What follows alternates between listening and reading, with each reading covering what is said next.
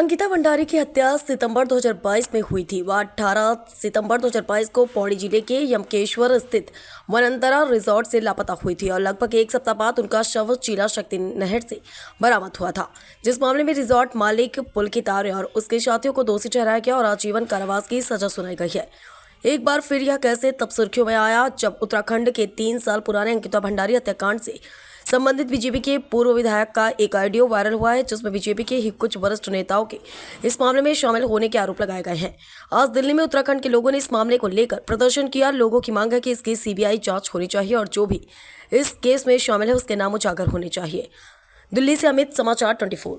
हमारी जो सबसे पहले मांग है कि जो अंकिता भंडारी का केस है उसमें जो वीआईपी है उसका नाम उजागर किया जाए और उनको फांसी की सजा दी जाए। सीबीआई को केंद्र सरकार की अधीन, आपको लगता है कि जांच निष्पक्ष होगी सीबीआई की? हाँ, क्योंकि हमें मोदी सरकार पे, क्योंकि लोगों ने मोदी जी को भरोसे से चुना है और जो भाजपा की उत्तराखंड सरकार है उससे लोगों का मन हट चुका है, क्योंकि वो जो उत्तराखंड में धामी सरकार है वो बिल्कुल भी पहाड़ियों के साथ नहीं है, उनके विरोध में।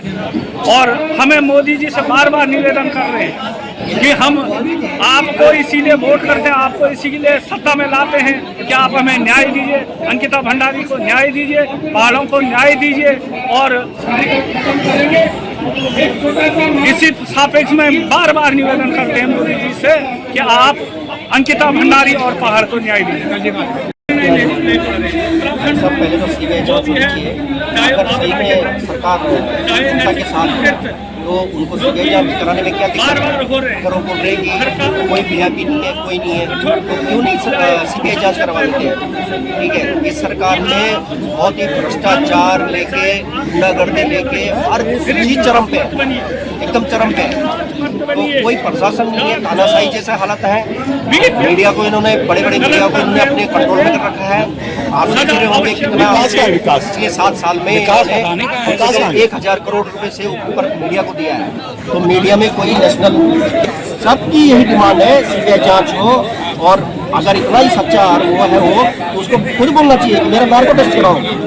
क्या दिक्कत है? आपकी ट्रिपल इंजन की सरकार है, तो दिक्कत क्या है? आपको किसी को भी वो नहीं करना पड़ेगा, मांग नहीं करनी पड़ेगी। आपको खुद ही देनी चाहिए सेंटर को कि यहाँ पे सीबीआई की जांच कराने का गढ़वाल। यार मैं अपने पूरी गढ़वाल से हूँ।